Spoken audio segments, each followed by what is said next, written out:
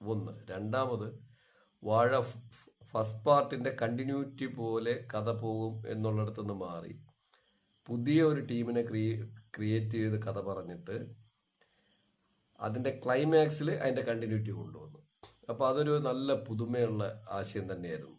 പടം ഡയറക്റ്റ് ചെയ്തിരിക്കുന്നത് ആനന്ദ് മേനനാണ്. ഗൗതമിന്റെ രഥം പുള്ളിയുടെ ഡയറക്ഷൻ ആയിരുന്നു.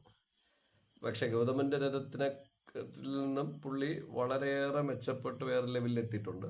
പുള്ളി ഓൾറെഡി ഫിലിം മേഖലയിൽ പോസ്റ്റ് ഗ്രാജുവേഷനൊക്കെ ഉള്ള ആളാണ്. നല്ല രീതിയിൽ പടം മേക്ക് ചെയ്തിട്ടുണ്ട് പുള്ളി. ആനന്ദ് മേനന്റെ ഡയറക്ഷൻ, സ്ക്രിപ്റ്റ് ഇതെല്ലാം തന്നെ വളരെ ബ്യൂട്ടിഫുൾ ആയിട്ട് ചെയ്തിട്ടുണ്ട്. വളരെ ബ്യൂട്ടിഫുൾ എന്ന് പറഞ്ഞാൽ നല്ല സ്റ്റൈലായിട്ട് ചെയ്തിട്ടുണ്ട്.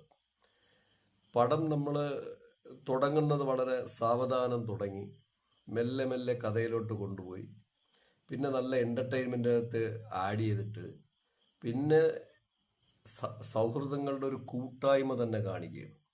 ഈ സൗഹൃദങ്ങളുടെ കൂട്ടായ്മകളിൽ കൂടി യാഥാർത്ഥ്യം വിളിച്ചു പറയുന്നുണ്ട്. പടം മുഴുവൻ നീളം സമൂഹത്തെ വെല്ലുവിളിക്കുകയാണ് ഈ വാഴ 2.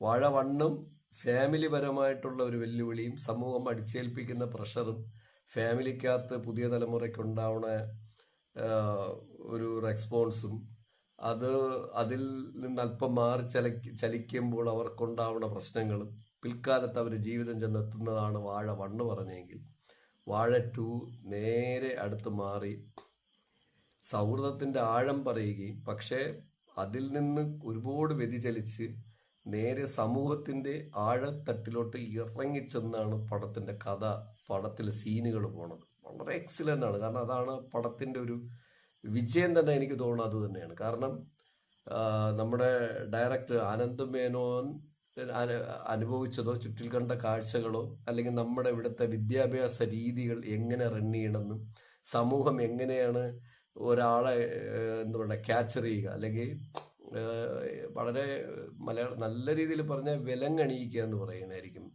നല്ലത്. വിലങ്ങണിയിക്കുകയും അതിനകത്ത് കുട്ടികൾ പെട്ടുപോവുകയും ഒക്കെ ചെയ്യുന്ന ഒരു രീതിയുണ്ട്. പക്ഷെ അതിൽ നിന്നൊക്കെ നമ്മൾ മാറുന്നുണ്ട്, കുട്ടികൾ മാറി ചിന്തിക്കുന്നുണ്ട്, അതൊക്കെ ഒരു വശത്ത്. പക്ഷെ അതെല്ലാം വിളിച്ചു പറയുന്നുണ്ട് പടം. പിന്നെ ഇതിന് ഒപ്പം തന്നെ സമൂഹത്തിന്റെ ആഴത്തട്ടിൽ എഡ്യൂക്കേഷൻ വഴി ഉണ്ടാവുന്ന കുട്ടികൾക്ക്, അതായത് ഒരേ നിലയിൽ വിദ്യാഭ്യാസം മാത്രം ഫോക്കസ് ചെയ്ത് കുട്ടികളിലോട്ട് പോവുകയും കുട്ടികളുടെ എല്ലാ ആക്ടിവിറ്റീസിനെയും എന്ന് പറഞ്ഞാൽ നേർവിപരീതമായിട്ട് പരാജയപ്പെടുത്തുകയും കുട്ടികളുടെ ഒരു ആക്ടിവിറ്റീസിനും വീട്ടിൽ സമ്മതിക്കില്ല, സ്കൂളിൽ സമ്മതിക്കില്ല,